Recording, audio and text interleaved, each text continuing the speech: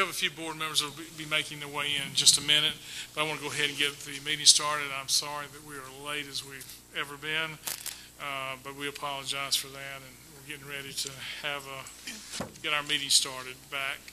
We met at 5:30 and went to executive session, and at this time we're going to we're coming back into public session. So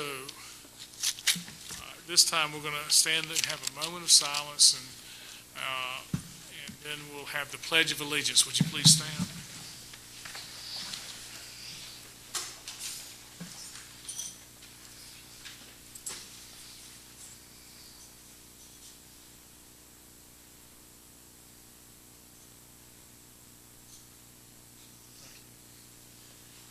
I pledge allegiance to the flag of the United States of America and to the republic for which it stands, one nation, under God, indivisible, with liberty and justice for all.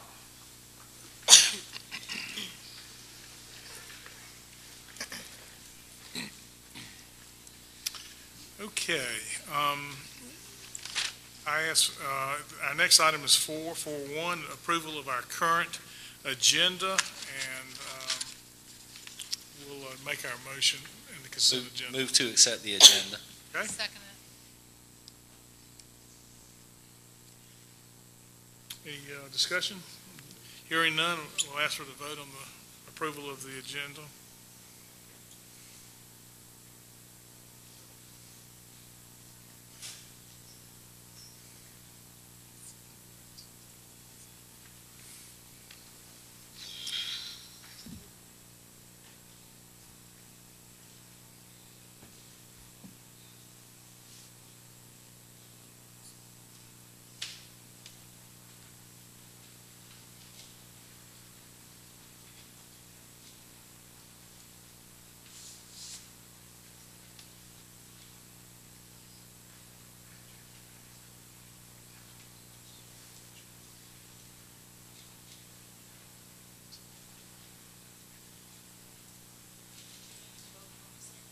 Pardon me?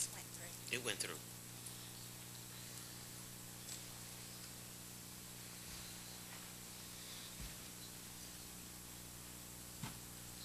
Okay, thank you, 7-0.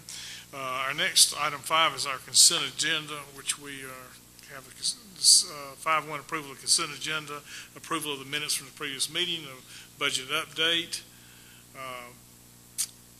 student appeal waiver, PE waiver, and ratification of personnel. Do I hear a motion? So moved. Okay. Second? Second. Okay, second. Do I hear a motion or an amendment to that for our agenda?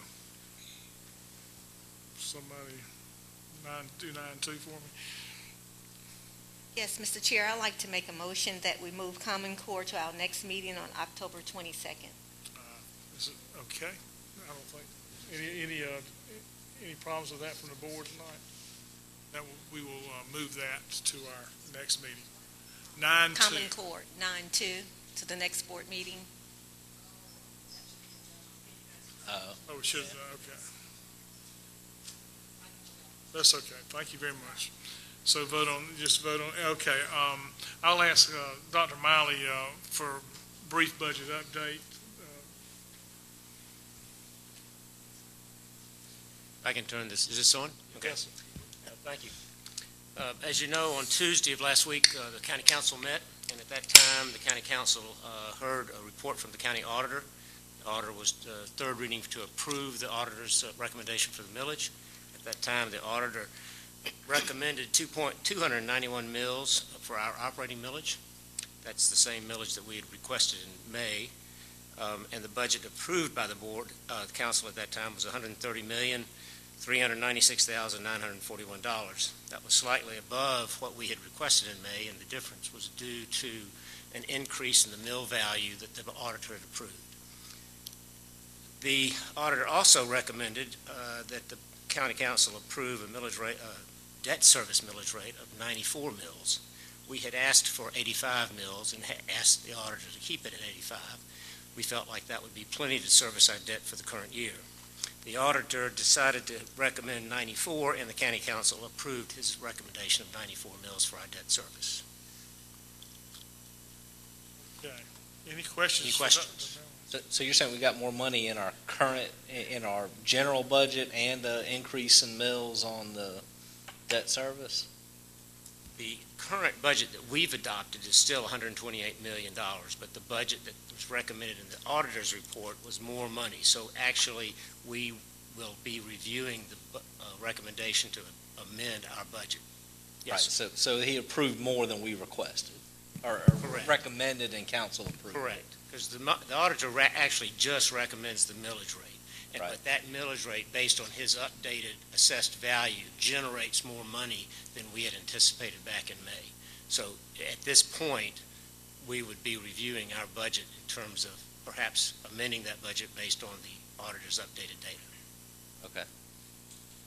But the auditor's recommended budget is still not the one that you've recommended and adopted as a board. Right, I understand that, yeah, thank you. Mr. Chairman, Yes. the last time this happened, a couple of years ago, we submitted a written statement where we indicated to county council, though we did not request or ask for additional increase in millage to get an increased funding, and we recognized the actual impact that it would have on small business in particular, that we, though we accepted it, we wanted to be known on record that it was more than we asked for. And I would like to ask us to consider doing a similar letter again this year.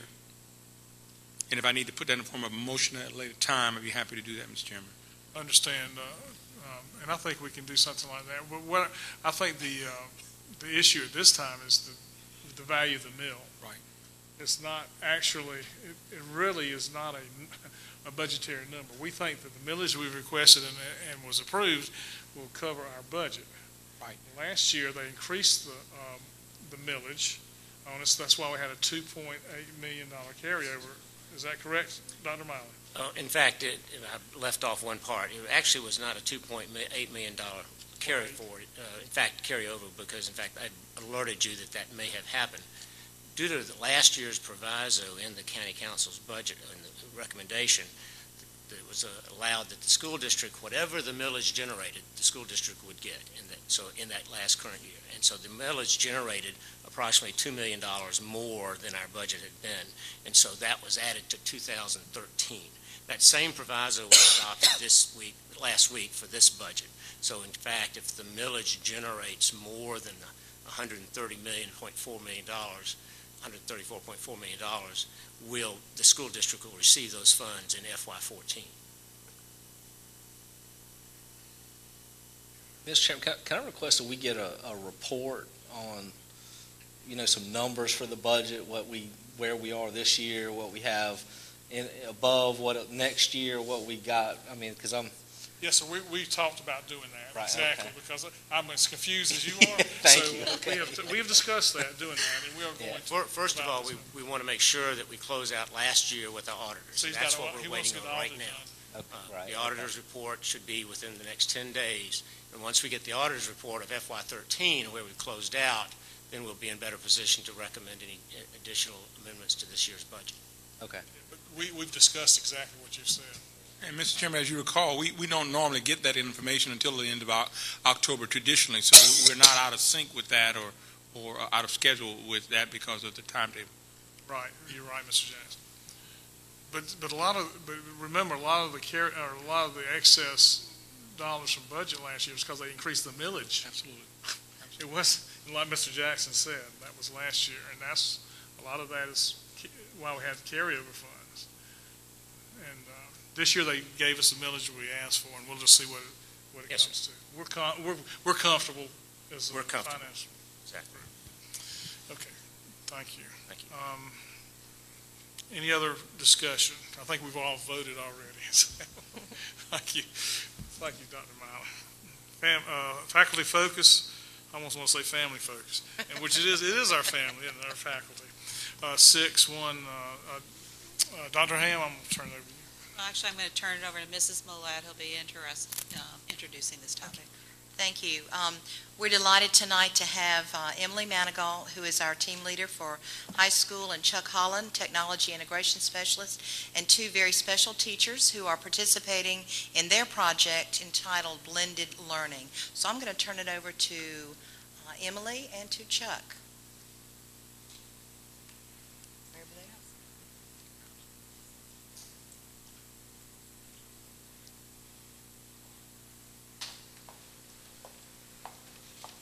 We'll have the two teachers who are going to be introducing it, Carolyn Simmons and Clue Hansen. Good evening, Good evening. Mr. Chairman, members of the board, Superintendent Ham, executive staff. My name is Carolyn Simmons, and I'm an English teacher at Dent Middle School. I'm here this evening to talk to you about my participation in the Richland 2 Blended Learning Project. Blended Learning is a model for teaching 21st century learners that combines online, face-to-face, including small group instruction, and at-home learning. Students work at a pace which they're comfortable with appropriate timelines and benchmarks and deadlines in place. This is where our District One-to-One initiative comes into play. I have a web page that serves as a foundation for the work that students complete for each unit of study. Accommodations and remediation is built into the work that I create so that each student gets the help that they need as they work. That allows me time to pull small groups, individuals to work on essential skills such as writing, reading, and research as necessary. There are several models for blended learning, and I hope to benefit from each of them. As I participate in this course, I'm learning that the combination of different models that work best for me as a teacher and for all my students.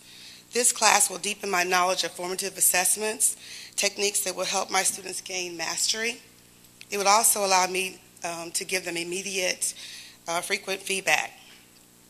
My overall goal for blended learning is to increase student engagement in all my classes, which will ultimately increase the student academic achievement.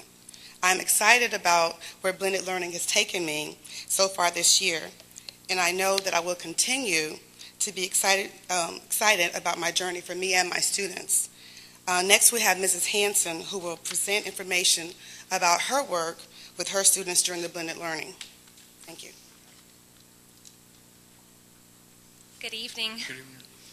My name is Clue Hansen, and I am a social studies teacher at Spring Valley High School. I teach a wide array of courses from AP Psychology all the way to all levels of world geography, and I've been doing this for 6 years.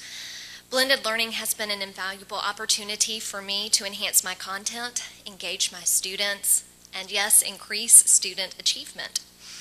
I teach a wide range, as I've already mentioned, from the academically gifted and talented to those students who consistently perform below grade level and students who have specific 504 IEP accommodations.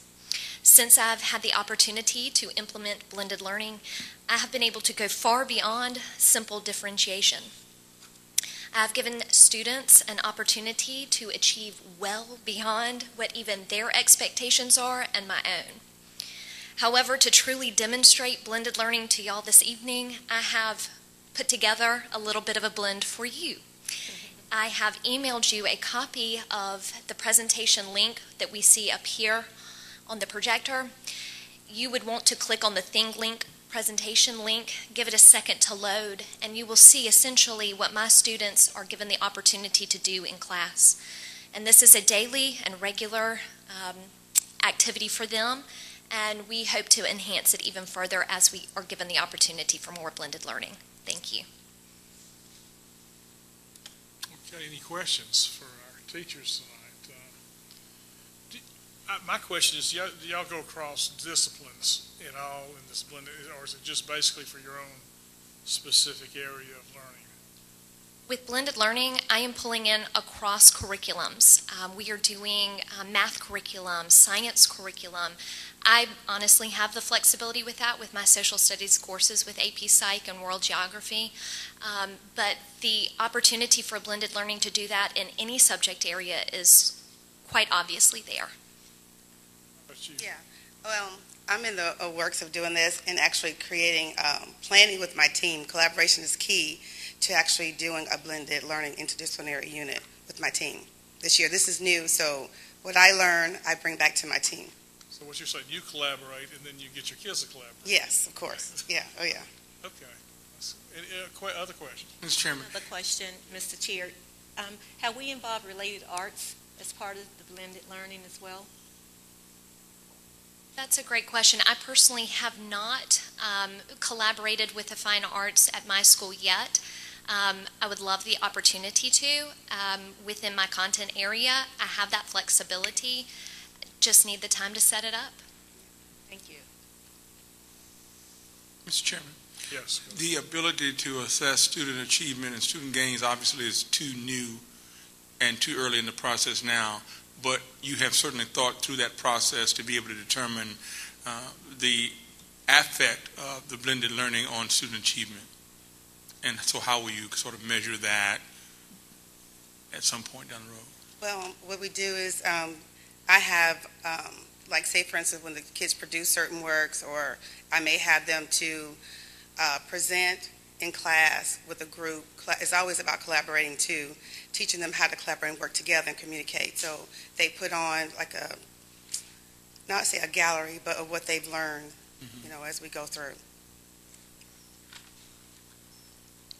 With this opportunity, I am constantly assessing as my role as an instructor has turned more into a facilitator. There is time on the front end in which I have to set up for the formative and summative assessments.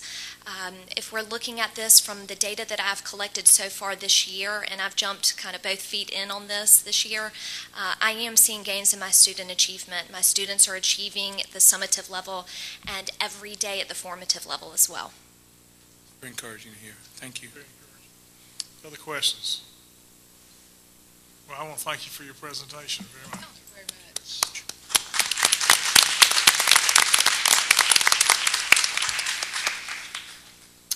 Okay, our next item is public participation, and I do have a list of people who have signed up, and I will call your name out. We're going to try to keep this to 3 minutes or less. We got several that have signed up, and just keep it very to the point. We'd appreciate that, and like you to identify yourself by name and a neighborhood or however, even our address. We'd like for you to have that on our record. Okay. First name is Jennifer Bailey. Come to the microphone, please. You're on. First of all, I want to say thank you for allowing us the opportunity to come and talk and express our point of view. I think it's pretty important. Who am I? Jennifer Bailey. I am a mom of a first grade student. He would remind me, first grade student at Lake Carolina Elementary. I am also on the School Improvement Council, and I'm the vice chair of the council. I would like to say that I have received a lot of feedback from people in Lake Carolina. People that know I'm on the SIC call me a lot and ask questions about this and give me their opinion about this. What I am hearing, and what I feel personally, I guess I should speak for myself, is that we're not afraid that School 19 isn't going to be exceptional. We're familiar with some of the leadership that's coming in. We know how Lake Carolina is. I think that the community who's expressed their opinion to me is not worried about that. We do have some questions. I know this is not a question and answer time, but these are the questions that are coming towards me and that I share. Number one, is there a definite educational advantage in doing the split? Kindergarten, first, second, third, fourth, and fifth. Is there a benefit to that? I know there are pros to it, and there are pros to the K through 5. Does one significantly outweigh the other? And then logistics. Logistics is a big deal in Lake Carolina. We are a walking community. It is very different from the other schools. I'm also a realtor, so I am all over town, and I'm very familiar with the communities all over Greater Columbia. Generally speaking, we're a walking community, and from the front door of Lake Carolina through the Ashland neighborhood is 1.6 miles. It's a pretty hefty walk for some kids. Additionally, there are not sidewalks throughout that whole area. And there are some places where at the bottom of a blind curve going through Ashland, at the bottom of a hill on a blind curve, where there's a drop-off with a stream coming through, there is not physical space for a sidewalk. That being said, if this is going to be a walking school, who is going to pay to put sidewalks in? And I'm not talking in front of the homes that Essex is building. They're putting sidewalks in there. The areas where there are no homes, so Essex is not, or Mungo are not mandated to put in sidewalks. Is that Lake Carolina? David Tuttle has expressed to me that that's not their obligation.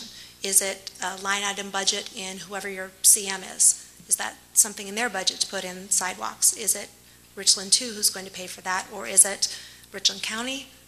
The next alternative is walking along Kelly Mill. If any of you have driven down Kelly Mill, that's not particularly safe. You can see where they put sidewalks in directly in front of the school. However, those sidewalks do not extend, and there is no path. Again, if that's to be put in, is that part of the plan, and who is going to be doing that? If those things don't happen, this is not going to be a walking school, and that's a very big concern.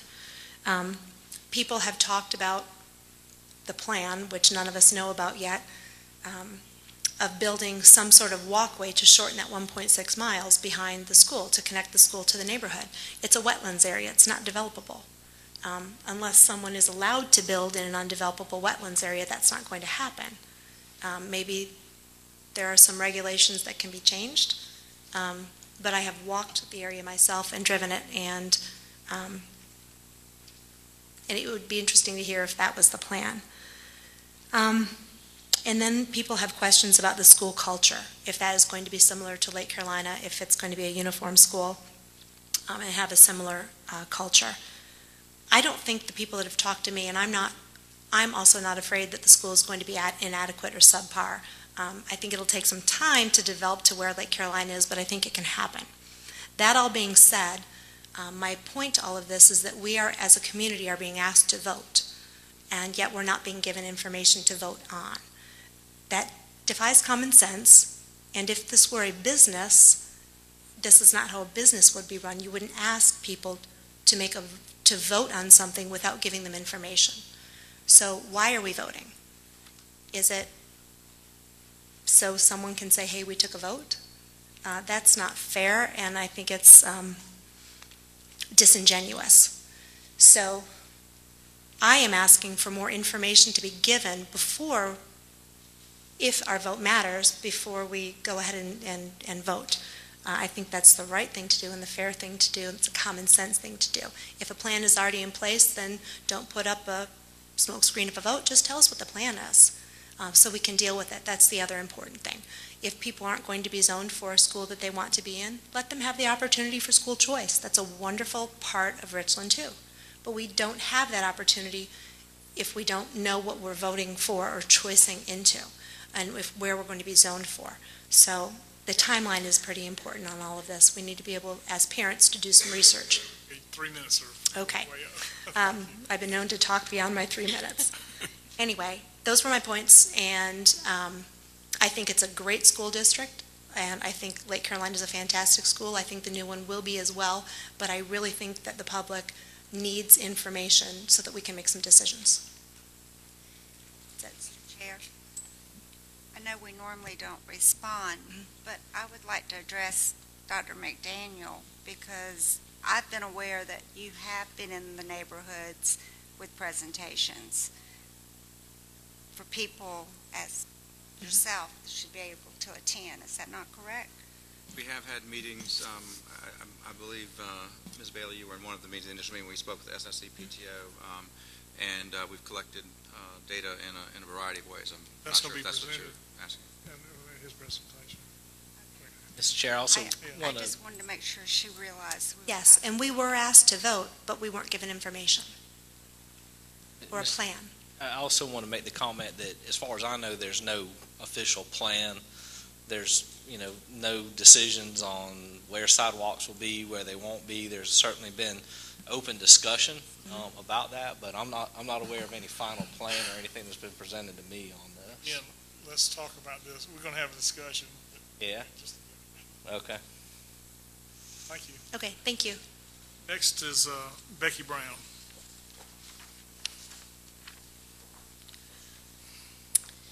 Hi, I'm Becky Brown. I currently have a 5th grader at Lake Carolina, and I have a 7th grader at Blythewood Middle, but he spent his whole elementary career at Lake Carolina. I don't envy you having to make this decision, because the reality is most people who live in Lake Carolina, who have children, one of the reasons they chose where we live is to go to Lake Carolina Elementary.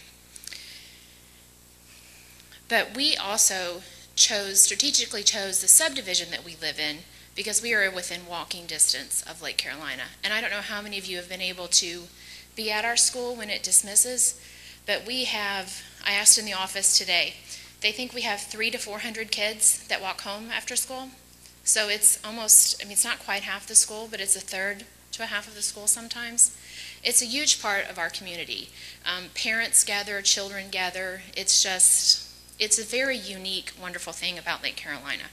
And as she expressed, unless something drastic changes, the new schools will not be a walkable school. Even, like I said, it's 0.6 miles from my door to the school door. So it'll probably only be like maybe another mile. But again, I just wouldn't feel comfortable having my child walk through residential areas or on a busy street, where right now they just, as soon as they're out of my subdivision, they're on public bike paths with crossing guards, and it feels very safe. So there's, in one way, the environmental impact of that. Basically, for the last 5 years, I've had someone in 3rd through 5th grade. So these last 5 years, if the schools were split, I would have been driving instead of walking. I also think there's a possibility of the way if you zone it, you may be able to have, Lake Carolina right now only has 1 bus. It could have no buses. And I would assume that would also be a savings for the school district to have no buses going to the school at all. I also have a concern for having to go to, if as a parent having to go to multiple elementary schools. I currently volunteer 2 to 3 hours a week at our elementary school and don't volunteer at the middle school because I feel like the elementary school just needs more time, and I'm involved coaching the geography club and things like that. But I just think it would be really hard to volunteer at 2 different elementary schools. I'm thinking working 2 book fairs, 6 picture days. It would just be a lot more work. And just even then from the fundraising standpoint, having to, we already have to fundraise for the elementary school and the middle school and the band and Boy Scouts and all these things. So it would just be another elementary school that would also need our funding. And then the last thing would be, again, I'm a coach for the geography club, which is for 4th and 5th graders. And I feel like the 4th and 5th graders being able to be in leadership positions and visible to the younger students has an impact on all of the grades. And if they're split, they will not have that ability to show the leadership. Thank you. Next is Shelley Candina.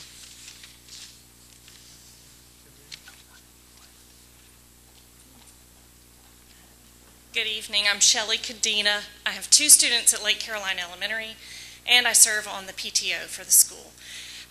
I don't envy you all at all. No matter which way you decide, you're going to have a lot of people angry or upset with you. I think what, as my co-parents have said, that if we had more information, I think it would be a lot easier for a lot of us to choose which option we like better, and we could give you clearer direction of what we prefer. Not knowing the logistics is really hampering us from telling you. Now, that being said, if you could make a decision as soon as possible so we could consider what our options are past that, we would certainly appreciate it. The choice month opens in January. We need time to decide what's best for our families if we need to make a change. I would also like to point out one thing that I've read in the newspaper and that I've seen in your board minutes, that it's been reported back to you that our PTO and our SIC are all in favor of splitting the grades. We weren't asked to show hands of which one we prefer. I think we're all relatively split on the issue. I just want y'all to understand, we did not express to anyone at that meeting, yes, this is what I prefer, this is what I prefer. So that report in the newspaper is inaccurate. I wanted you to know that. Thank you. Next person to sign up was Angie Hall.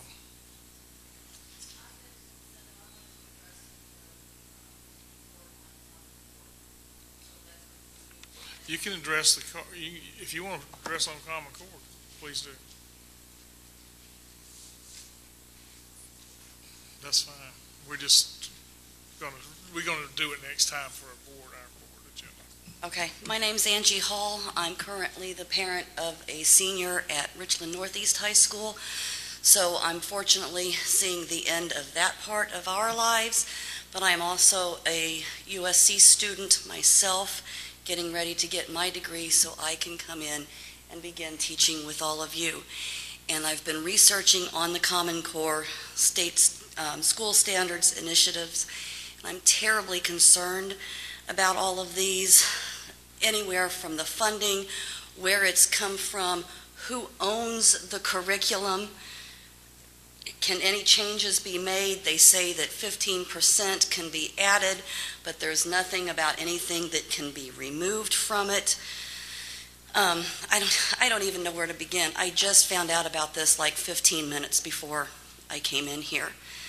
The video that keeps playing over and over in my mind, I don't know if anybody else has seen it, is in the Common Core training session where the teacher is saying that, well, if a student comes up with 3 times 4 equals 11, as long as the student can explain how they came to that, then that's okay.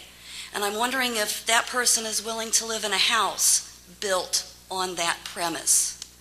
And just coming into the education field with a little bit of years under my belt, I'm really concerned about where this is headed and what we're doing, or are we just going to be sheeple along with everybody else?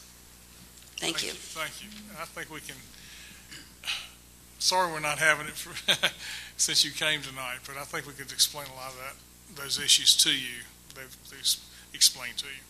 Because there is a difference between standards and curriculum. Okay, so just want to let you know that, and we know the difference in District 2. I understand. Okay. I mean, we all know the difference. Yeah. No, I'm glad you did. I appreciate your words. But I mean, what I'm saying is we know there's a difference. And we know there's a real difference. Okay, thank you, Angie. I really appreciate your comments. Felicia Clemens. Good evening. My name is Felicia Clemens. This is my first year with Richland 2. I have a daughter in the 9th grade that goes to R&E. My biggest concern is the lunch time. They have over 1,500 students, and my daughter has called me like 2 or 3 times saying she didn't get to eat. I told her, I said, go in line, get you a lunch, and you eat. If there's a problem, call me. Because I don't understand how can you feed 1,500 students in 30 minutes. That's unreal to me. My other concern is the students that don't get to eat, that don't have any food at home. They depend on the school lunch for a meal. And it's ridiculous that they have to go home hungry or either go to the next class and they're hungry and they didn't have time enough to eat. And they are punished for this 25 to 30 minutes to get school lunch. My next concern is my daughter wanted to try for cheerleader, but when I went up there to get the paperwork, it was a mortgage. It was $700. I was concerned about that. I'm thinking, how in the world are these kids going to participate in activities when the parents are on budgets and can't afford it? I think that is crazy. Okay, so she came around. I got her in volleyball during the summertime, thinking we can get trial for volleyball trials, but it was done during the summer. So we didn't get an opportunity to try for volleyball either. And I wanted to address another thing. My daughter is taking an elective class in culinary arts. You pay the fee at the beginning of the school year, so you already made your budget for the school year, how much you're going to pay. Then she come back and tell me, Mom, I got to have this uniform. If you can't pay for this uniform, I got to drop this class. I'm like, I'm puzzled about that. When I was in beauty school, we had so many hours to perform in class before we was issued a uniform to go out on the floor. So my thing is to her, this is your first year in culinary arts. Why do you have to have a $56 uniform when you're not going to be doing any cooking? Well, she came back this week and told me she needs some shoes. And I said, well, no, you're going to wear the shoes that you already have. That puzzled me that all these fees are coming in and school has only been in, a month or so. Where are these fees coming in after school has started? Because if anyone is like me, I'm on a budget. I budget my money, so I don't have the extra funds to go back and get this uniform or go back and get these certain kind of shoes. But my main concern is the students eating lunch. It's ridiculous that these kids are not able to go to school and get a lunch. It's too many students eating at one time, 25 to 30 minutes for 1,500 students. Come on, that's unreal. It's unreal to me, it's unreal to my daughter. I have to go to the store, try to squeeze it in my budget, get some money to pay for her some lunch to take to school because she's hungry. If we can dissolve that issue, I will be happy. Thank you. Okay. Is there anyone else at this time would like to address the board that has not signed up? I'll give you an opportunity. Okay, come on.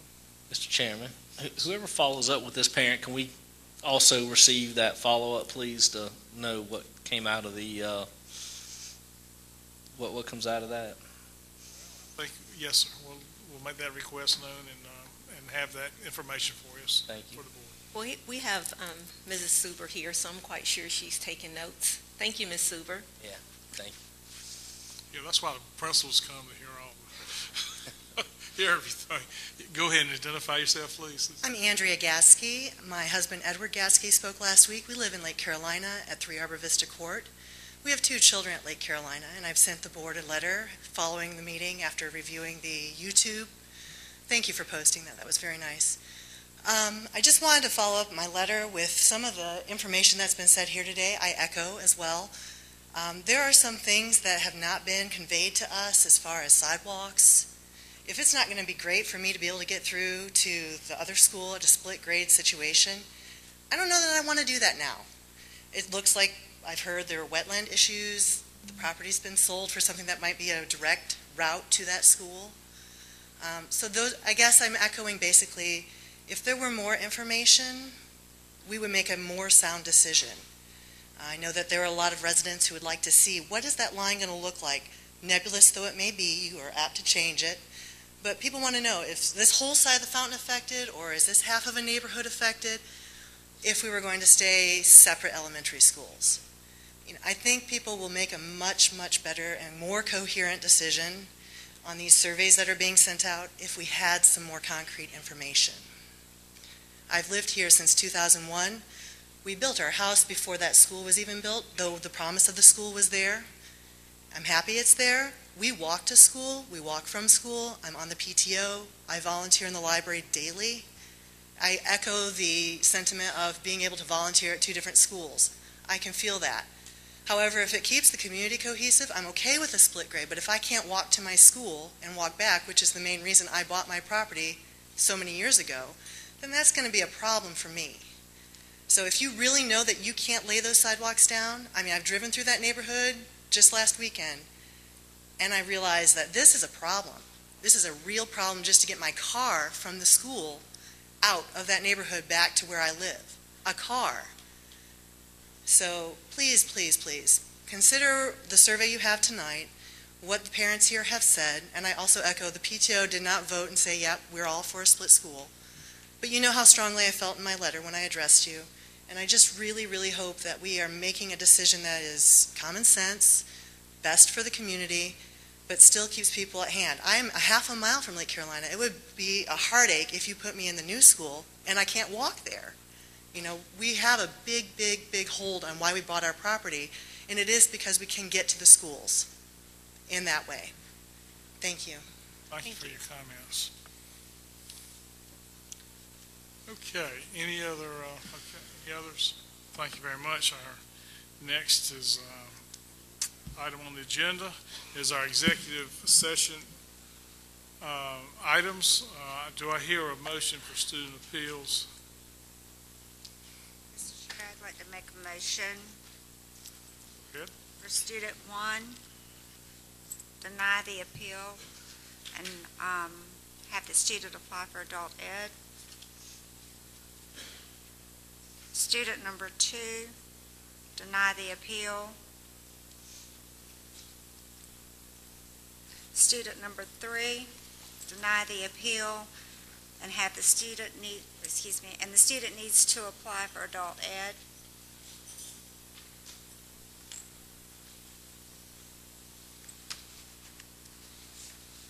Student number 4, deny the appeal. Have the student apply to Blythewood Academy.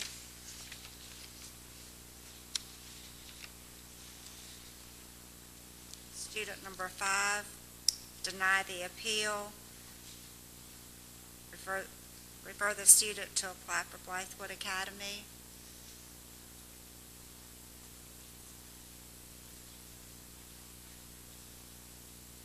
And student number 6, deny the appeal. Second. Second from Ms. Anderson. There were 6 appeals tonight. Any discussion on those appeals? Hearing none, we are ready to vote.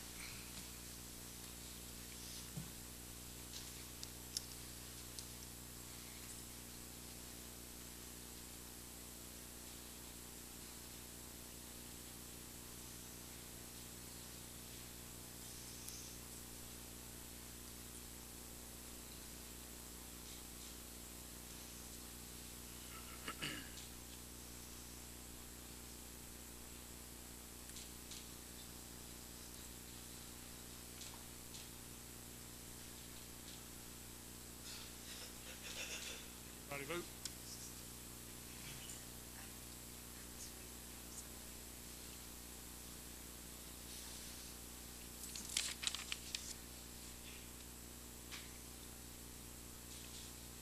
Thank you very much. The motion passes 7-0. I believe that's everything under voting under executive session items. Okay, next is item 9, old business, no action requested. And here we are with our updated elementary 19 student assignment. Dr. Ham.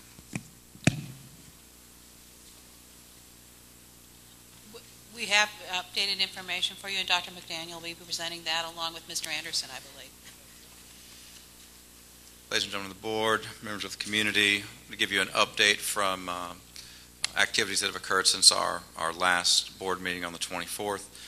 Just by way of reminder, the major events leading up to that board meeting included the preliminary work looking into redrawn attendance lines, and also K235. The K235 investigation was prompted by requests and recommendations by Lake Carolina parents that we look into that. We did meet with the Lake Carolina Elementary PTO and SIC, and we also surveyed parents of Lake Carolina elementary students and elementary students, parents of elementary students in the proposed impacted attendance area. We had a conversation with the faculty and staff of Lake Carolina, met individually or in small groups with board members just to discuss some of the issues and the specifics. And we provided an update at the last board meeting, including kind of what types of support we saw in the community and feedback. The board requested that we collect some additional information, open up survey to the entire community, and also specifically target families that reside in Lake Carolina that may not have students in the school system. We posted a area for comments on the Richland 2 main page, and requested all schools notify families through their school newsletters of the link, and encourage folks to respond. And we also, working with Lake Carolina Development, they agreed to send out the survey to all of the families that resided in the Lake Carolina community in the proposed impacted area that had email addresses on file. We sent out about 1,200 emails, a little over 1,200, and we got about 123 responses for a 10% response rate. If you recall, the original email that went out to Lake Carolina elementary parents was closer to a 50% response rate. 10% is closer to what we would typically get back in responses. It's a little bit low, but there were 123 responses. Of those, 87 people, or 70%, indicated they would prefer a K235 configuration, and the remaining 36 people, or 30%, indicated they would prefer a K5. We also as I mentioned, put it out to the community at large, and we had, 38 responses to that in terms of comments, and of those, they were fairly evenly split, with 21 indicating a preference for K235 and 17 indicating a preference for the K5 model. Many of the issues that were raised by parents tonight were raised in the comments, which is very similar to what Mr. Anderson reported to you 2 weeks ago. Questions about logistics, start time, transportation, sidewalk, all of those types of issues were fairly prevalent in the comments that we received. Earlier this week, we met with on actually October 3rd. We did meet with some Lake Carolina parents and a homeowners association representative and Lake Carolina Development to discuss walking trails and sidewalks to see what type of possibilities would exist. Very good feedback from the parents, good suggestions, and I'm pretty confident after that conversation that we'll be able to work out several options in terms of sidewalks and pathways. Again, there's not a concrete plan in place, but based on the conversation with David Tuttle, with the parents that were there, in terms of options, we felt like there were some things that we're very positive that we can work out. And Mr. Carter and Mr. Anderson were also in attendance in that meeting, and I'm sure they can also comment to that and talk a little bit more about some of the specific questions that were raised around sidewalks tonight by a parent. We can address some of those. And then finally, I do want to just mention, at the PTO SIC meeting, we certainly did not take a vote. It was a conversation format around a table. I do, quite specifically remember being surprised at the positive response to K235. I remember stating, it seems like there's an overwhelming favorable response to this. Is that accurate?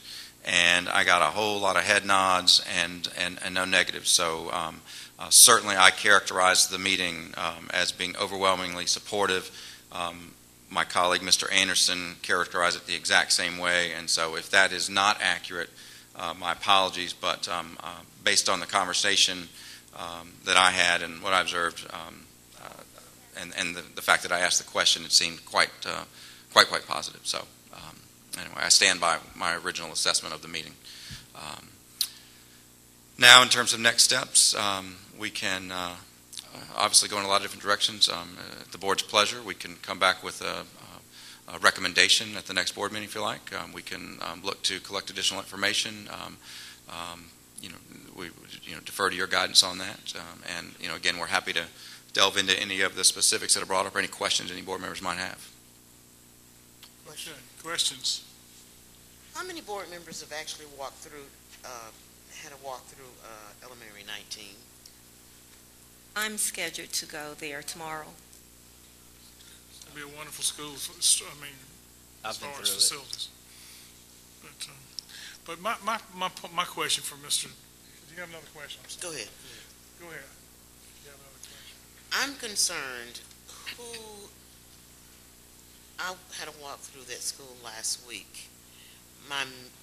There's several concerns, but I think the most serious concern is the closed, locked bathrooms for elementary students. Whether we do change the configuration or not, the school is built for students K through 5.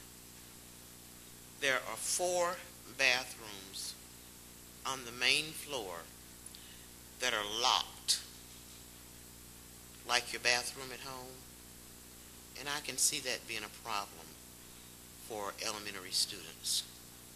And can somebody explain to me how that came about? And we missed it. No, they're bathrooms for students.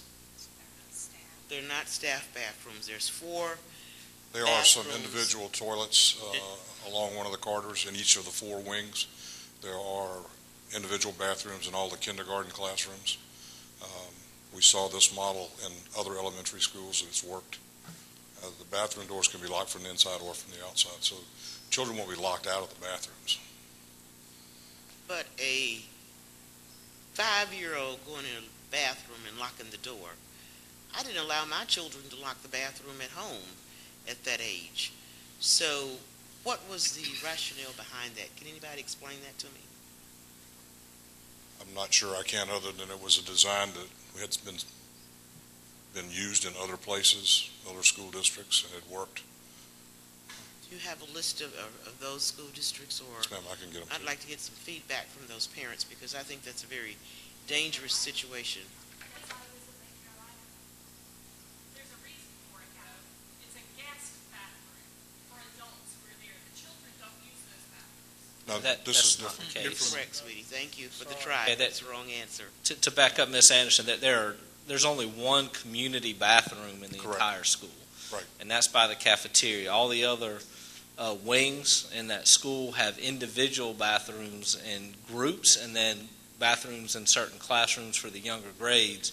So teachers, if you were bringing your class, there is no community bathroom. You would take your class, and each student would go into an individual bathroom, and I assume lock the door. Logistically, it does seem like it would be quite a challenge. So I agree with Ms. Anderson. I'd like to know if that was successful. Is that what the teachers are saying, or who deemed that to be a successful configuration?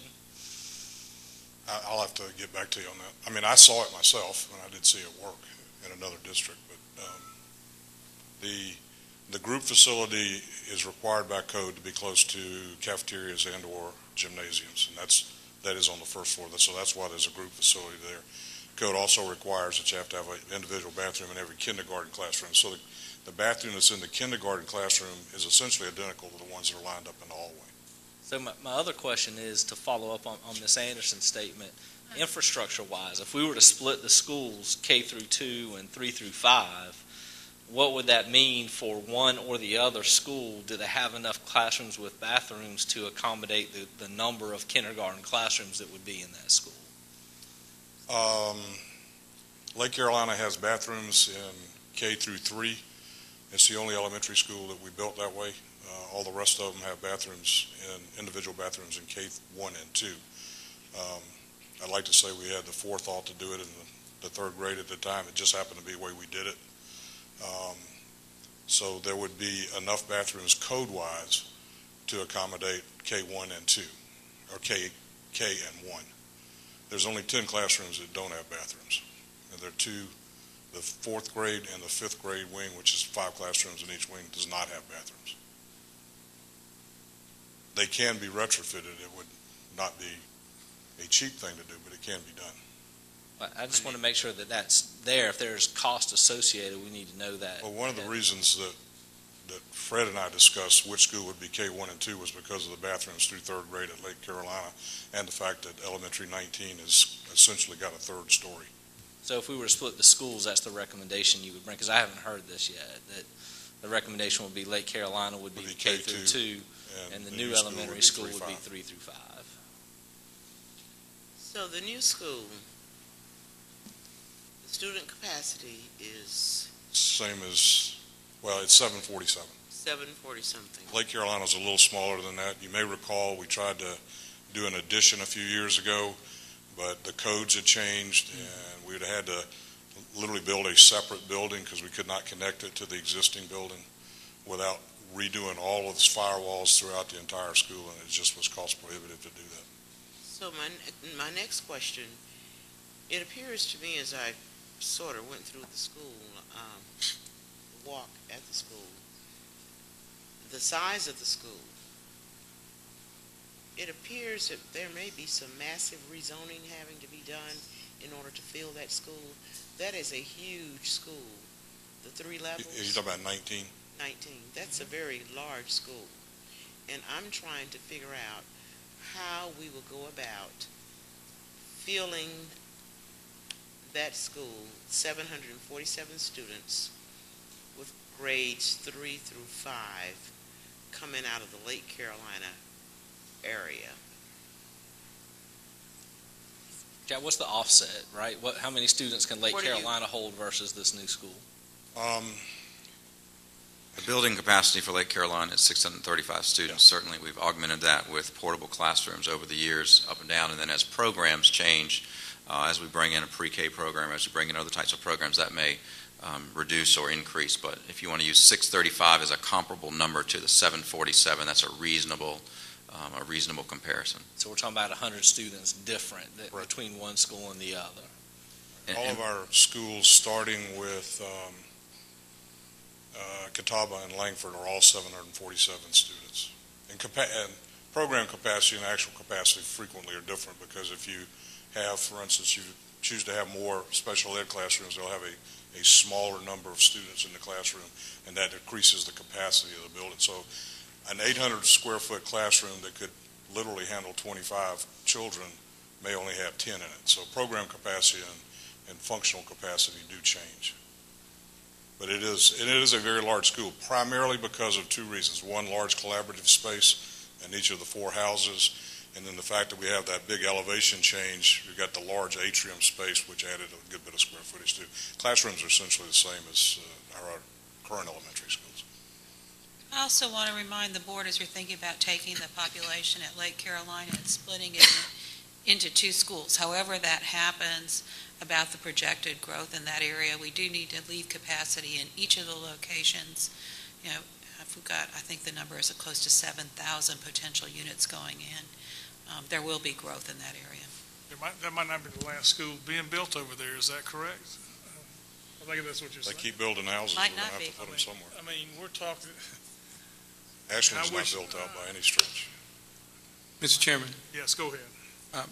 help me out a little bit, and maybe a Fred question, Jack, I'm not sure which, but one of the experiences that I remember having when, and it may have been Bridge Creek, but I'm not sure which school it was the district staff going specifically to several locations and opening up the conversation and discussions with the public, so that they came in and saw the design and saw the plans and gave feedback. And then that was brought back to the board, which not only helped, I heard several people say it helped them to make a better and more informed decision, it helped me to make a more informed decision.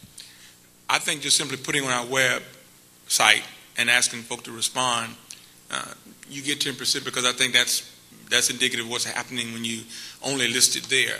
And so I think the last meeting, I asked one thing and Ms. Anderson asked a second, and I don't think I heard an answer to either one of those.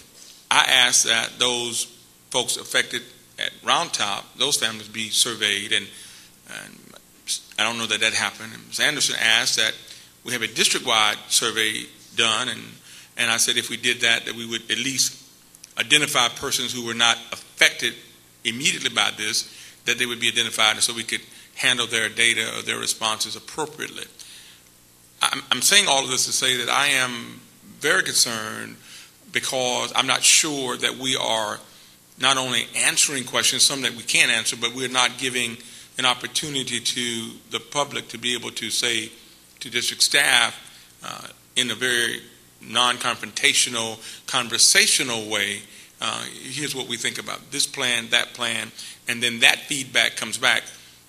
I'm very concerned that we went from a majority of 50% of the PTO and SIC said this, and now tonight I'm hearing something radically different from that. I'm hearing people saying, no, that wasn't the case. We kind of sort of said it, but we didn't officially sort of take a hard, fast position.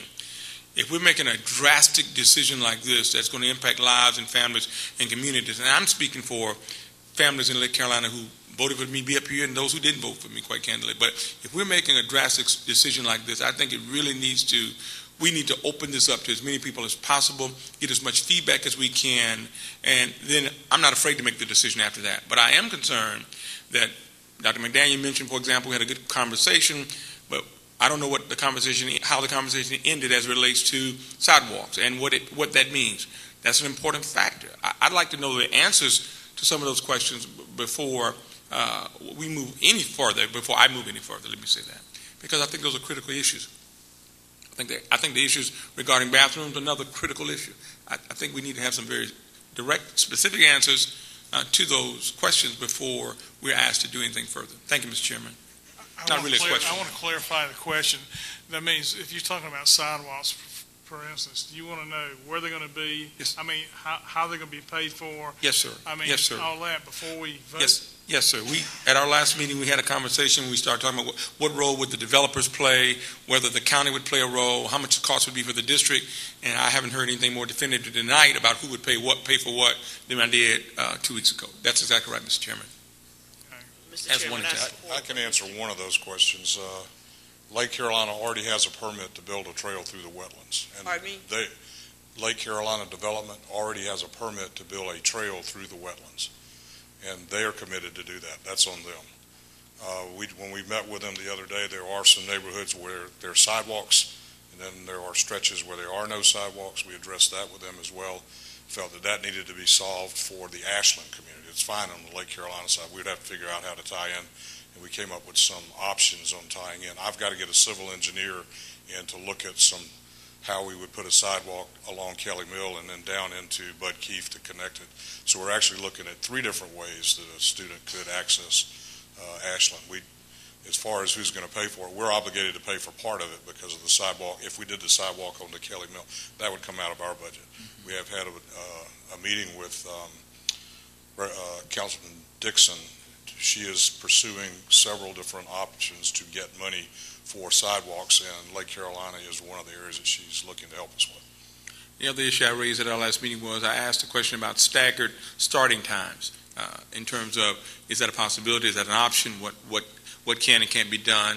I'd like an answer to that question at some point before I decide as well. And that, to me, doesn't imply K235 or K5. I think two schools that are less than 6 blocks apart, that needs to be a conversation regardless of the configuration. Thank you, Mr. Chairman. Mr. Chairman, I want to back up Mr. Jackson's request, and Jack, I appreciate the conversations you're having, but we're getting to a point where we're going to get into some decision making and we don't have a whole picture. It's a big difference to me whether we're having conversations and we understand the need versus we make a decision and then all these plans fall through and there are no sidewalks where, we've had these conversations. I need a whole picture. What are the delay times? Where would the sidewalks be if we did, the whole plan? I think these parents are saying we like the idea of K through 2 and 3 through 5. I think let's explore it. But none of us have enough facts of a whole picture of what the scenarios look like, which is what Mr. Jackson's asking for. I believe that's what he's asking correct, for. Mr. Mann. What I want to see, and we bring that to the community so they can make informed decisions. We can't keep piecemealing it with little pieces of information here, little pieces there. We didn't have any of the survey information given to us to even know what the numbers were. How many people came from each of the different survey groups. We're hearing these numbers for the first time with nothing in writing tonight. So I think we need to go from abstract to something concrete, very specific plans, because otherwise what happens is we get a parent coming up and saying, I understand there's a plan for sidewalks of which none of us are aware, and there's miscommunication, and it's going to make this process much more difficult. I can have a plan for the sidewalk that we can control by the next board meeting. But that would be the one that goes along Kelly Mill and down Bud Keefe, inside Ashland. But that's just one piece. We need the entire picture Yes, sir. of if we were to have K through 2 and 3 through 5, the whole picture of what's the delays, where the sidewalks would be, what neighborhoods would be included in the rezoning. Are there will we still have to rezone some schools or areas? Or will we not have to do any rezoning? That I need an entire picture, not just a piece. If I could address the board quickly, we can certainly do that work and are happy to do so. Our plan and kind of approach to this was to get feedback from the board as to which approach you would like, and then invest our energies with partnerships with the parents and families to work through each of those issues. What I'm hearing tonight is that you would like for us to work through those issues for a K5 option and a K235 option, and then bring that back to you, and we're very happy to do that. Frankly, we're taking a different approach, but that's not a problem at all. Wait a minute. Hold up a second. We're not taking a different approach, and I don't mean to. We try to stay together as a family in this room, but let's not go there. I don't want anybody in the public to leave this room thinking that the board has now suddenly asked for something different. We've never asked for a plan. We've always asked for a definition of both plans. And so what we're asking for tonight is no different than what we've been asking for from the very beginning. We just haven't gotten it yet. So let's not leave here and have notes taken and people walk out saying we're asking for something different. From the very first time we were briefed, we wanted to know how would the K235 configuration work versus the K5 configuration. And tonight we're still asking the same questions about those same two configurations. So that's not correct. The other thing I wanted to say is this is very time sensitive, as everyone in this room realizes. And so let's not continue to put this off. We all would like to see, Mr. Chairman, a very detailed report before our next board meeting, to have meetings with the public, to share with them the feedback, to share with them the plans that we have been given as a board and get their feedback before we move any further down this road, and to do it in time that the parents need to make a decision about choice. There's ample time to do that. I apologize for my tone, Mr. Chairman. Mr. Chair, I agree 100% with Mr. Jackson, and also Dr. McDaniel, when we met individually, board members, I don't know if anybody else met together or not, but I made the suggestion that you go ahead and have a map to show what areas would be zoned to each school. And that has not been done. So I have to agree with Mr. Jackson. You guys haven't followed your end of the bargain. And so I don't want to be projected as a board member that is half-stepping in making a major decision for students. And my next statement is, how much would it cost to go back and redo those bathrooms? That causes me some great concern to have 4 bathrooms for little children with locked doors. They can lock inside and lock out. Also make it as if there's going to be a line of children waiting to go into the bathroom because only one child in the bathroom at one time. Also, we've had problems in the elementary schools. I can see what happens hypothetically if 2 little kids end up at the bathroom at the same time together. Don't take but a split second for the teacher to turn her head and you got 2 in the bathroom. That concerns me, and I don't think I could even live with myself allowing that school to be opened with those bathrooms like that. So I'd like to know how much it would cost to reconfigure those bathrooms.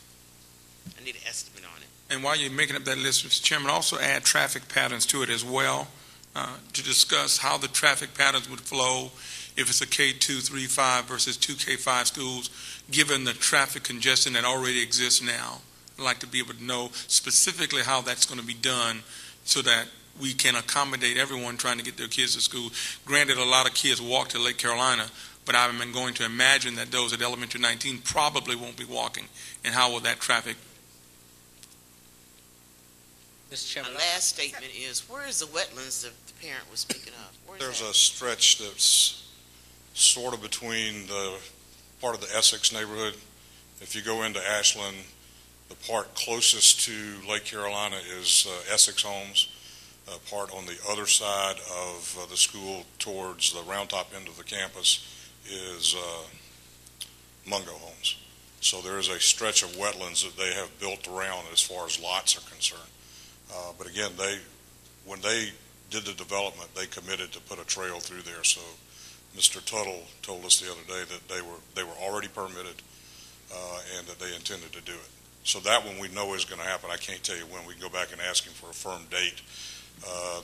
The connecting sidewalks that are in the Essex development, we can talk to the Essex Homes folks to see if they can give us a timeline, if they even want to do that. We told the developer that was a non-starter if they didn't connect those sidewalks. And then, of course, we can control one sidewalk. I can give you that plan next board meeting. What kind of safety issue will that pose? I'm sorry, which one? Safety issue for children walking back and forth with the wetlands in that area. I mean, it would be, most of them are with parents and walking in groups. I don't think it would be a safety issue. At least the 2 parents that came to the meeting we had with Mr. Tuttle were, very much in favor of a nature trail back through there. But that was just two people. Just thinking side railings or something. Yeah, I think it makes a difference, right, whether it's a boardwalk or a, It would be a raised boardwalk. Okay. In places it would be a nature trail. But where it crosses in any area that would have water, and sometimes wetlands don't have standing water, don't even have running water, they just, at certain periods, they're wet. We've got some nature trails ourselves that run through wetlands, and we bridge over them. So would you bridge over them like they have those bridges? I'm sorry? Like when you go into Lake Carolina, right past the town center, there's those bridges because it's wet. Is that the kind of bridges that y'all It probably wouldn't be quite that building? elaborate, but it would be, Well, I'm talking more flatter, but it would be something like that? Because they do have rails, like Mrs. Anderson Right. was talking. oh yeah, you'd have rails. And any sidewalk we build along Kelly Mill, we're either going to berm or put up a fence so that it creates separation from the road.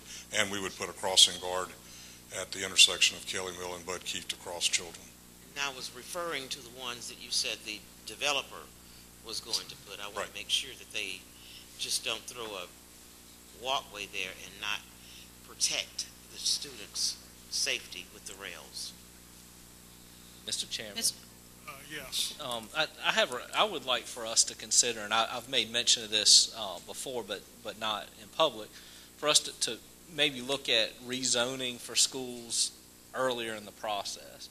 I think when we talk about K through 2, 3 through 5, we want to do some innovative things. It seems to me this could affect the design potentially of a school. And if we're not having these discussions early on, we may have a situation like I think we may have some of this now, where we build a school with the idea that it's K through 5. Maybe if we had the idea that this would be a 3 through 5 school, it would have been designed a little bit differently. And I also think it's more fair to parents, and folks who are buying homes in a neighborhood or an area. And I know it's not an exact science. I know we could be off because we do it a little bit earlier. But I think that it would be something that we should look at to move this process much earlier, so the designs and the conversations and all this can be done up front and have a more efficient system. It's just my thought, my opinion on that. Mr. Chairman, may I make a comment? I feel like I need to make a clarification regarding the staff developing extensive plans. Well, I'm going to make one first. Okay. Then you can make yours. Okay. Whether we have two K-5s or split the grades, we got logistical issues. It doesn't really matter, as far as I know. You still have to get there, okay? You still got problems. And we don't control some of those problems as a school district, okay? We can't control them. We can have plans all we want to, and we can ask people in counties and all that, but we can control what we can control. So it doesn't really matter whichever one. And I do remember this board did not want to get into rezoning Lake Carolina. Okay? That's why we are here today. That's really the reason why we're here. Let it be known. We did not want to do that. But you know what? I'm ready. I'm ready to put the lines on in through the neighborhood, okay? Because nobody wants to really, everybody's got questions and answers and legitimate stuff. I realize that.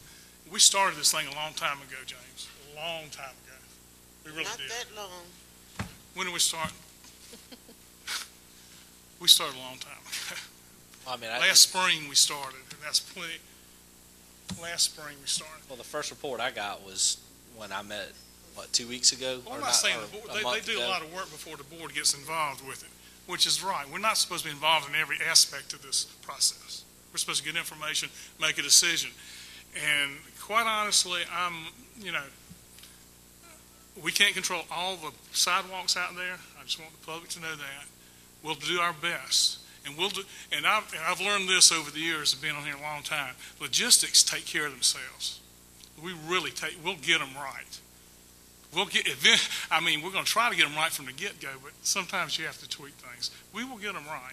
We'll get these logistics right. Now, I'm going to say getting half of Lake Carolina to drive or to go to this one versus getting, splitting them up, and having maybe some kids go to 2 schools. That's a big logistical problem, I think. Two K-5 schools in that neighborhood is going to be a very big logistical problem with cars. Very big. And walkers. But, I mean, we're going to get all that information I got written down, and we'll, we'll do what we can. But the reason we're here tonight is because I never saw that this board really wanted to deal with rezoning this community. Dr. Ham. So, Mr. Chair, before Dr. Ham talks, so Fred is Dr. McDaniel. He's also going to draw up what it would look like if it's going to be rezoned. Within reason, we want. I mean, we'll be pretty. You'll be pretty close, right, Fred? Do our best. We'll Yes, be sir. real close, but it's not going to make you happy out there, okay? So, like I said, I've been doing this a long time. I've had people complain about turning left on Rame Road over the years. I mean, we've had all kinds of issues, and we deal with them. Literally, we've dealt with every one of them, and we'll deal with this. But whatever whatever this board decides, we're going to decide with information and input, and we have done that. Okay, Dr. Ham? I was just going to say that, first of all, sort of behind the scenes, people have been thinking through and working on logistical issues, and that it was sort of under my direction. It was under my direction that they haven't elaborated on that and put it into detailed written form, largely because in the course of collecting information, if there was an overwhelming sentiment to go one way or the other, it's a tremendous amount of work to do all that detailed work. And we're still in the process of collecting information, and I had encouraged them up until now to find out the results of these latest surveys. It was on the web for anybody in the district to comment on. We sent it to all of Lake Carolina. And if those results had been overwhelming, it wouldn't have made sense possibly to actively pursue in detail both plans. But I think part of what we're hearing is there's indecision out there, and it makes sense to look in detail now, and we certainly will answer the questions that came up tonight. But I didn't want anybody to think it was because of something the staff did. It really was, I was the one who said, let's find out those results and what it looks like. Okay, any other comments? Ms. Specter, you have one? Okay, I'm sorry. Thank you, and we'll look into all these issues. I wrote down every one, what y'all said, okay? Looking at all those. Have a report next in 2 weeks. All right, next, we're going to skip 9.2, which is the Common Core, and we'll go to first reading of proposed policy carrying pepper spray by security officers. If this passes tonight, we'll have to have another reading since it's a brand-new policy. Normally, we've just been adjusting policies, so you don't have to have as many readings for that. Mr. Chair. Yeah. I still am not satisfied with this being used, the possibility on students. When I first brought up the idea of security having something, I particularly was concerned with the night shift, the evening shift and the night shift, for those people entering buildings alone at night, checking doors and whatever. As I read this policy, it causes me a lot of concern because they will be able to use judgment, hopefully good judgment, whether to use it on children or staff, whatever the case may be. That part I don't like. And then I did not see in our packet the report from security staff. I've got that. I just got it this morning. I got the complete survey. I need that before I can even. Well, I was going to give it to you. I'll email it to you, but I was just going to read it to you. It's pretty strong. Of the 24 security officers who work Monday through Friday, 23 responded, 19 were in favor, and 4 were against. Of the 15 security officers who work on the weekends, the 2 12-hour shifts on Saturday and Sunday, 15 out of 15 responded, 8 were in favor, 7 were against. Of the 42 substitutes, 28 responded, 18 said yes, 8 said no, and 2 said maybe, and the rest did not respond. I still And I can don't email like that. that was not my original intent. Yes, ma'am, I understand. The problem is all of our shifts come in contact with children. So if they're going to have it on them, they got to have it on them. It can't be in their vehicle. So, we intend to, if the board decides to go this way, we will do our best to train them to only use it when they are in imminent danger. But I don't know of a way to say, okay, you're on the day shift, you got to leave it in your vehicle, and then the night shift, the evening shift, the 3 o'clock shift comes on. They're out there directing traffic, they're around kids, and they're in the schools at night. High schools have got things going on, all of them have stuff going on. Same thing with my midnight shift. They come in contact with students in the morning, not from 11 to 7, but at 7 they start coming in contact with students. So what was our other choices versus the pepper spray? That's I hate to use the term, the most non-lethal self-protection device you can come up with. They don't use mace anymore anyway. That has too many issues with it. You don't want to use tasers because that's even more aggressive and can cause more problems. This is the least lethal self-protection device you can have. Thank you. So you're saying, Mr. Carter, that because all shifts, there's no way to isolate really those people. And a lot of those guys work football games and basketball games, so there's just no way to be assured that Officer Jones is going to have their equipment on them and not ever come in contact with kids. And I would hope that all of them would never use it on a kid. But I've learned a long time ago, never say something I can't absolutely control myself. So the majority of the security officers are in favor of carrying pepper spray. Very strongly of those 5-day-a-week guys, and everybody else is about 50-50 of the responding. But it's almost 80% in favor of the Monday through Friday team.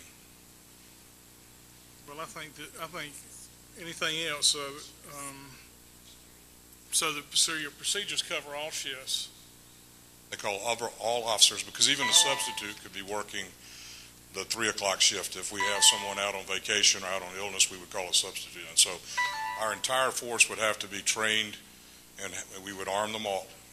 I hate to use that term. We would equip them all with pepper spray, and we will train them so that they would only use it in absolute emergencies. Questions?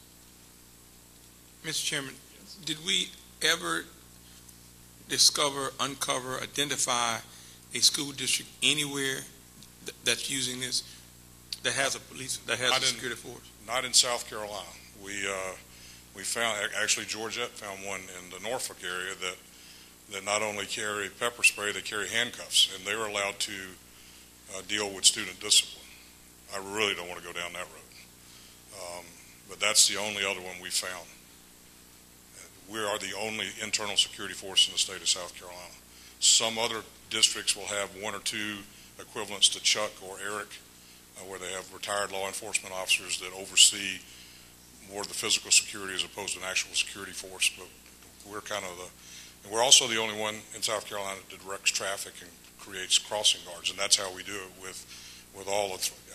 We have 2 shifts that work the mornings, 2 shifts that work the afternoons, and then we bring in substitutes to control places where we just don't have enough bodies for. And so we do, I think it's Chuck or Eric. Chuck, it's like 36 places.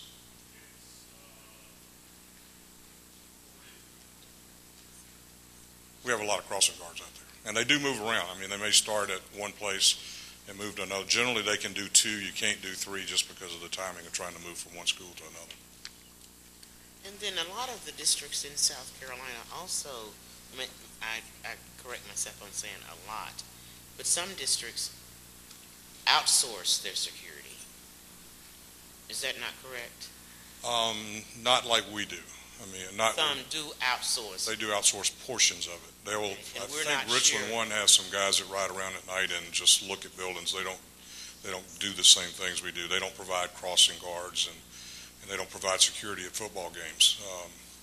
And we were one of the first districts to put in metal detectors at our football games and man them with our own internal security force. And if we haven't had an incident at a game since we started using those. Bad guys turn around as soon as they see them and leave. Thank you. But our security guards will be trained that if there's an incident with a student during the day out of school, they still will follow the procedures that are in place now and not use the pepper spray, right? Correct. What if they're in imminent Gives them danger no from more a student? If the student authority. attacks them, they're going to use it. Yeah. If a student attacks a security officer, physically accosts a security officer, they're going to use it. If they've got it, they're going to use it. What do they use now? Nothing? Because we don't have the, I mean, It didn't happen. it doesn't Well, happen. I'm just They'll sure I they'll go after resource officers sometimes. I mean, kids can do some weird things, and but I don't know of any recent incidents where we've had a direct confrontation between, and Chuck may know better. We've had plenty of them with parents, but not with students. I just want to make sure that they call the resource officer with Richland County like they normally do. Well, that's what they're instructed to do, and get administrators involved.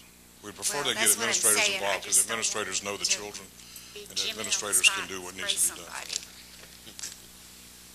Mr. Chairman, Yes. given the circumstances and how they are somewhat beyond, some of them are somewhat beyond our control, and it does not address the request initiated initially by Mrs. Anderson, I certainly am leaning to ask that we table this, Mr. Chairman, in terms of moving forward on it at this time. Is there a second to the table? Second. Second. No discussion on the table motion? Okay. Do I need to vote by hand? Okay, all in favor of tabling the motion, raise your right hand. Okay, unanimous. Thank you, Mr. You Carter. want me to do any other research, or just let it sit for now? Be happy to. I'm gonna be, the only thing I'm gonna say is that we had attorneys write this policy, correct? Yes, sir. Who write policies all the time. Correct. I thought they wrote a pretty good policy. But in their letter of introduction on that policy, they recommended we didn't use, that we didn't do this. That's correct. As far as I can say. So it was a good bit of risk. I mean, they'll do what you tell them to. They'll write you a good policy, but their recommendation was not to do that. Okay, thank you, Mr. Thank you. Okay, third grade reading achievement, 10-1. Who has that? Mr. Potts is going to make this report, but the board requested us to make a report on third grade reading achievement. We sort of thought, oh, pretty easy. We have a state test. It has a grade level cutoff. We can tell you what the numbers look like. But when they investigated beyond the numbers and looked at the actual students, it was pretty interesting. So here's their report. Mr. Chair, members of the board, as Mr. Manning indicated last month, third grade reading proficiency is one of the strongest early indicators of high school and career success. Many research studies will indicate that students not reading by third grade are at a higher risk of not graduating. Perhaps one of the reasons for this is up to third grade, students are really learning to read, and then afterwards, for the rest of their life, they're reading to learn. In Richland, too, we do recognize the importance of reading by third grade, and we're working hard as a district to make sure that we can ensure this for all of our students. For the purpose of the study, reading on grade level is going to be defined as students who score met or exemplary on pass, or are scoring consistently above the 50th percentile on MAP. To quickly answer Mr. Manning's question from the last board meeting, or maybe not so quickly. 86.2% of students in Richland 2 are reading on grade level. This is 6 percentage points higher than it was just a few years ago in 2009. And I think the real interesting part is there's 14% of the students in Richland 2 that aren't reading on grade level. And I think I'd like to spend a little bit of the time talking about what are the factors that really impact these students, that 14% in Richland 2. So on the board up above, there's the students in Richland 2, and you'll see 86, the green is 86.2%. There's also in orange this transient population of students that we've had, and we've had a conversation about transient students for the last year or so, and a small percentage of students within the district are transient.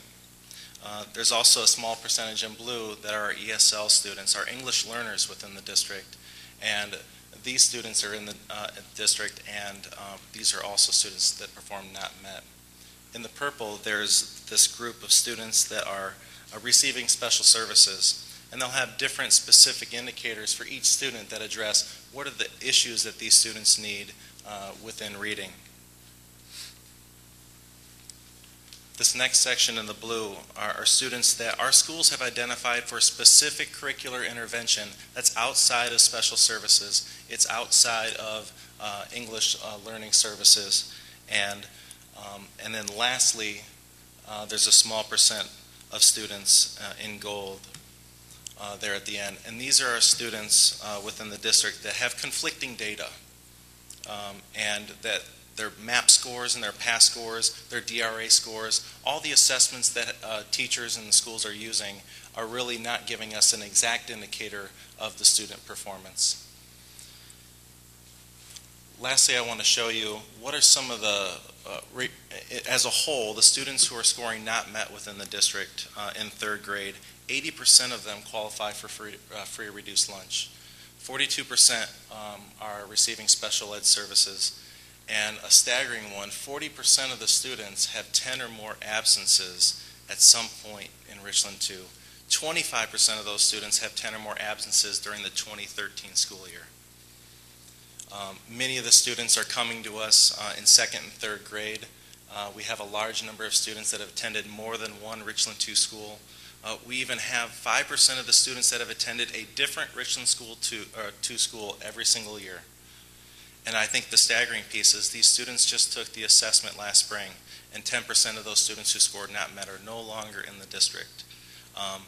And so to simply answer the question, 86% of the students are reading on grade level, but that 14% of students, our schools have our hands on them. And there's a lot of factors that are going on with these students that we are addressing, and we've been addressing with your help. That's it. You have any questions for me? Actually, before I want to thank Ms. Corey Jimenez for helping gather a lot of this work. She is our new data analyst within the district and helping prepare some of this information for you tonight. Good. Questions from Mr. Paz? Jeff, can you send us that one slide right there? This one? Sure. It's in here? It's within the report. Yeah, I know it's within the report. It's within the report, but I can send you the. It's difficult for us to see on this side because you have people sitting there. It's blocking our view. If the screen was over, we could probably see it. Well, no, I just want that as a point of my view. No, I can't see. That's good. I'm sorry. Mr. Chairman, I want to say thank you guys for putting together this report. It looks like we have a fairly good handle on this in the district. Can you tell me, do you have any idea compared to some of the surrounding districts, how we rank? Yeah, I can. The big picture, the state average is about 83% of students, and this is what I have the ability to look at our students with MAP data. So there's some students will take pass, and we can look at their scores and say, that student's a reader. And it was a pretty small percentage of students scoring not met where we could clearly say that student's a reader.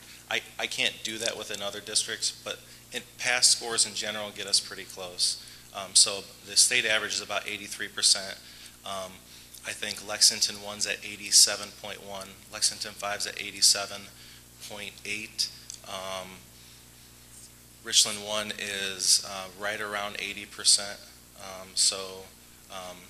I think within the state you see ranges from around 75% of students on grade level in third grade to, I think really the upper threshold is right at about 90 would probably be the highest, and that's probably for some of our smaller and more affluent districts within the state. I was going to say we could probably look at the poverty levels and almost track based off percentage in the district. I think would you'll assume, definitely see some based off correlations. what I saw here. I mean, I don't want you to answer tonight, but you said a few years ago, we were at 80%. When you send that out, I want you to send a little note. Why do you think we have improved? What would you attribute? Why do you think we've improved from 80 to 86%? I'll be happy to. And I want you to just make notes. And because I'm sure you have some ideas, and others sitting around this table have some ideas. Thank you very much. Any other? Yes, Mr. Chairman. I'm sorry. Okay. Go ahead, Ms. Johnson. Mr. Chair, I have a question. Have we met with teachers to see what their feedback is on the students that have not met and compared that to the MAP scores as well as the PASS scores, as well as formative and summative assessments in the classrooms to see if there's any discrepancies there? For the purpose of this report, no, because I think within a month we didn't have a whole lot of time to go out. We did go out and gather information from the schools, because as you see, there's some information that we can gather at a district level, but then we needed the school's assistants to say, what are you doing with this student in particular? What kind of services are you doing to address with this particular child? And because we see that they're not receiving special services, they're not in ESL classes, so what are we doing?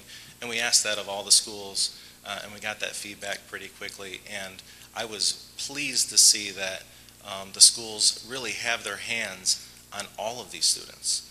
They knew all of their students, and I was really happy to see that they were able to give us feedback really quickly about what they're doing to address the needs of these students.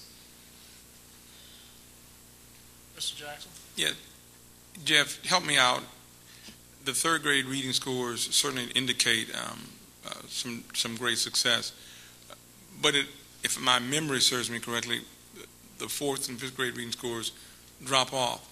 So sort of the opposite question from what Dr. Flemming asked in terms of what helped the third grade reading scores to do so well.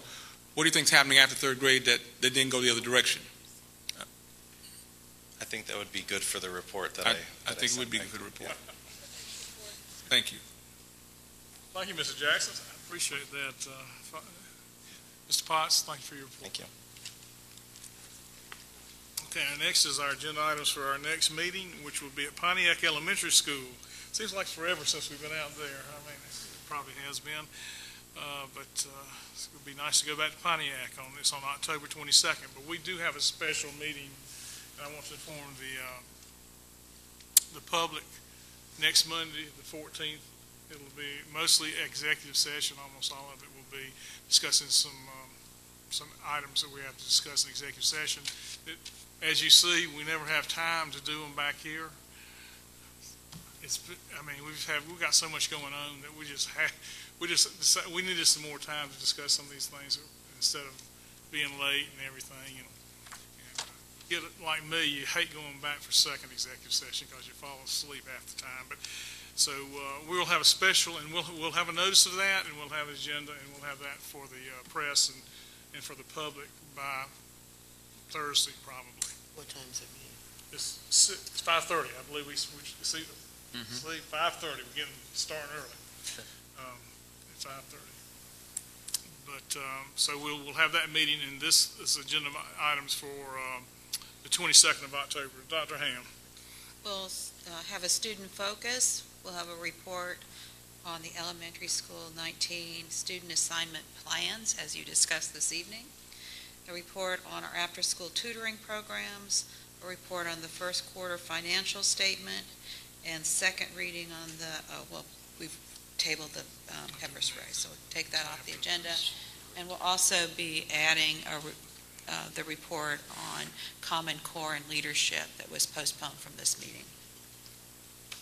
Thank you, Dr. Ham. Any other items for the future? I would like, since this is the second time that I can recall, discussion on the lunch at Richland Northeast, I would like a report on how lunch is served. 1,500 students within 1 hour period of time. I want a report on that, please. I would like a report on that, please. So maybe a couple of meetings, or you want the next full meeting? Really shouldn't take at the next full meeting. Okay. It's in a half an hour, 1,500 students in 30 In 30 minutes. Thank Just you for the make note, correction. being a former school administrator in a high school, please be aware that there are different cafeteria areas within the school. So a lot of times there are 5, 6, depending on the school, 7 different satellites.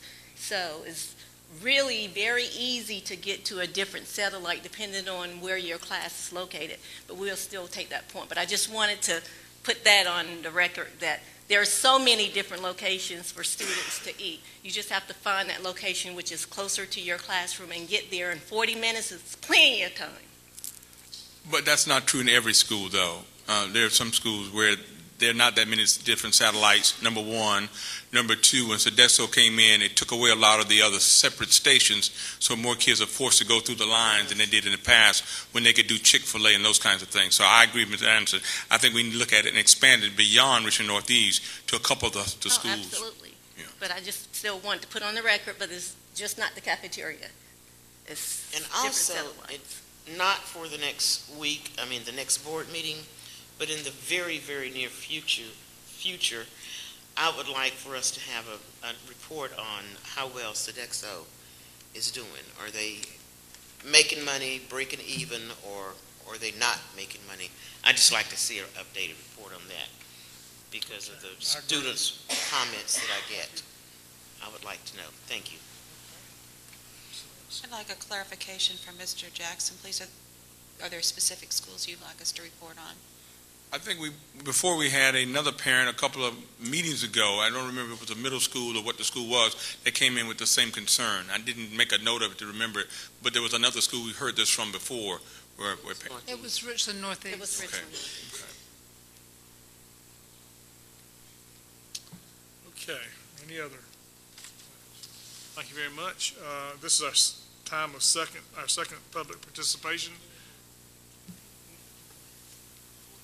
Can they tell us if their stations are the same as the other schools?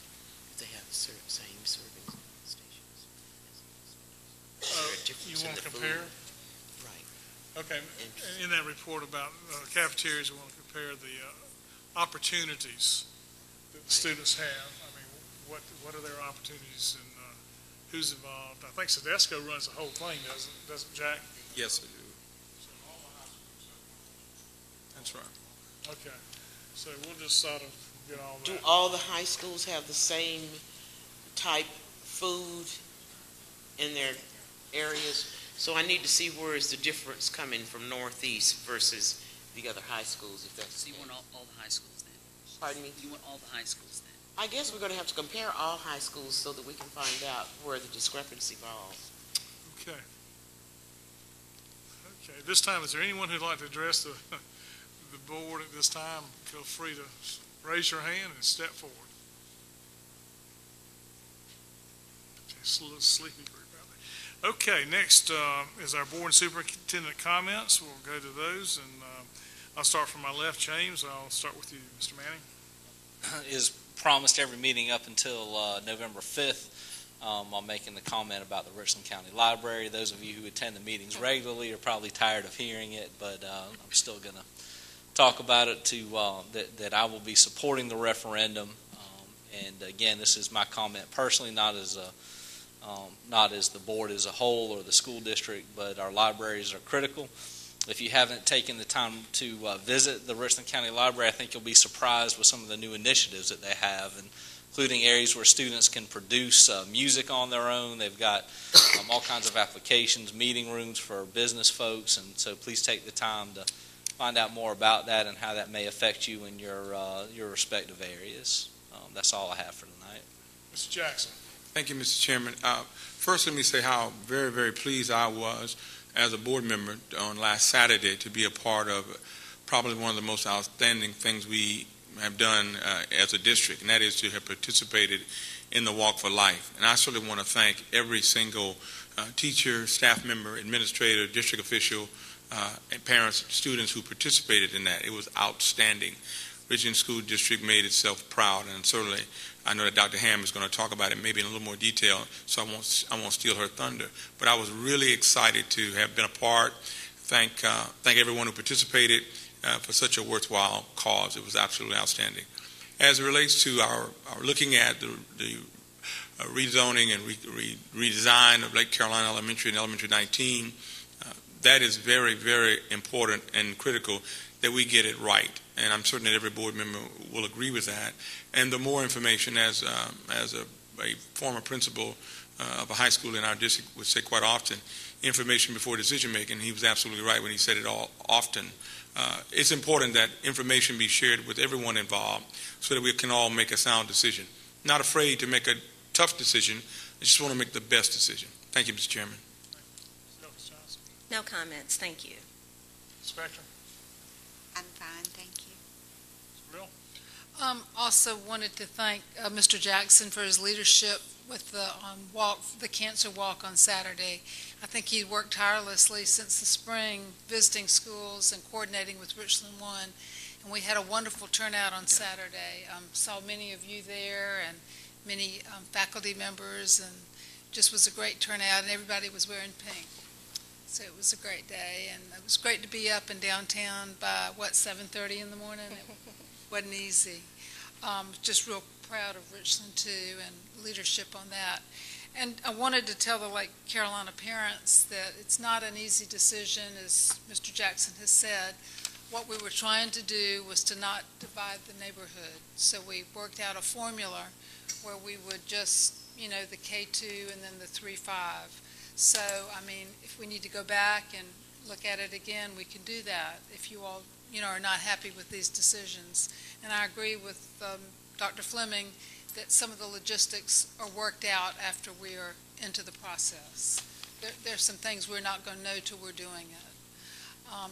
It's not an easy decision. I know it's a neighborhood school and how you feel about your school. I've lived through a lot of rezoning with my family, and I remember we had to divide Wood Creek when we built Catawba Trail and take kids away from Pontiac Elementary. I know Beth Elliott remembers that. So you're not the first and you're not going to be the last, and as we grow and expand and get bigger and get better, I hope you will join us as we work together to make it best for everybody, make it better for you, better for the kids that are coming in, and better for the kids in the future. And now, for me, it's about grandkids, my grandkids. So I hope you will help us and support us as we make these decisions. Thank you for being here. I just want to also commend Mr. Jackson on his organizational efforts for the breast cancer walk. I'm not sure if everyone realized that he had to go to every school in our district to ensure that people were aware of it, and it turned out successful.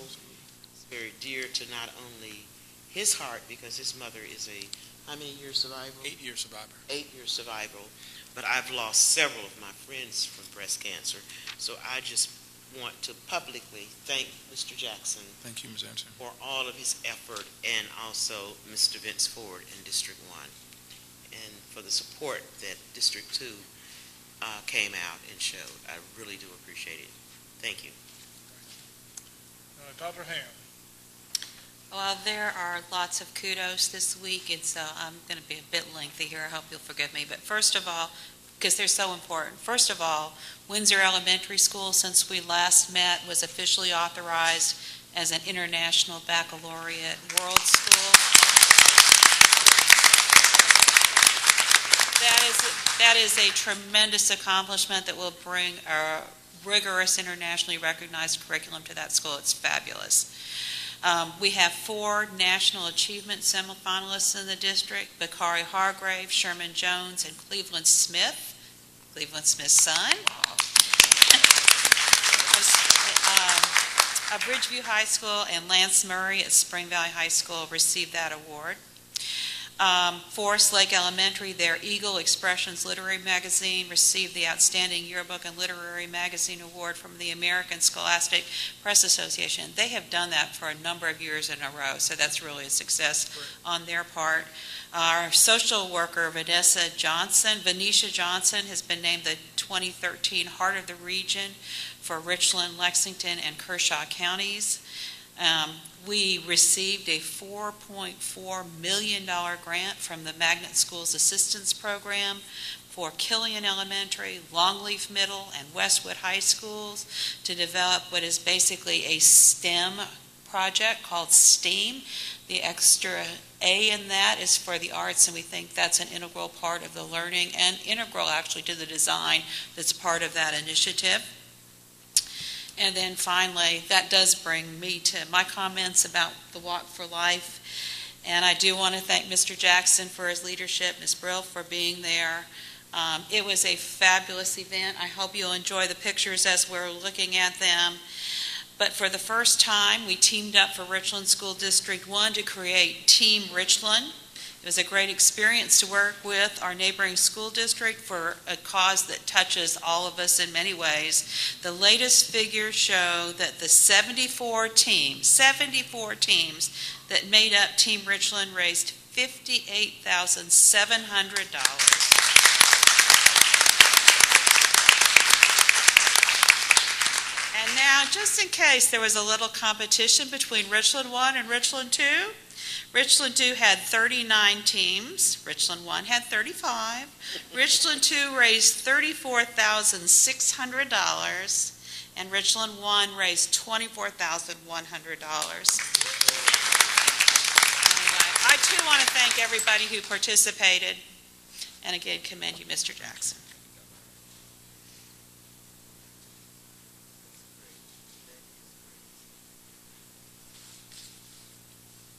Very impressive, very impressive. Thank you for your report. And thank you for the slides. Who took those pictures did a good job. I really don't have any comment. We've got a lot of work to do, a lot of things that are going on, and we've been meeting every week for the next couple of weeks, so we will be busy as a board, and I just want to get make sure everybody's ready to go next Monday night, because we've got a lot to discuss, and so hopefully we won't have such long executive session meetings before we can do a lot of work that night. Do I hear a motion to adjourn? So moved, Mr. Chair. Second. Second.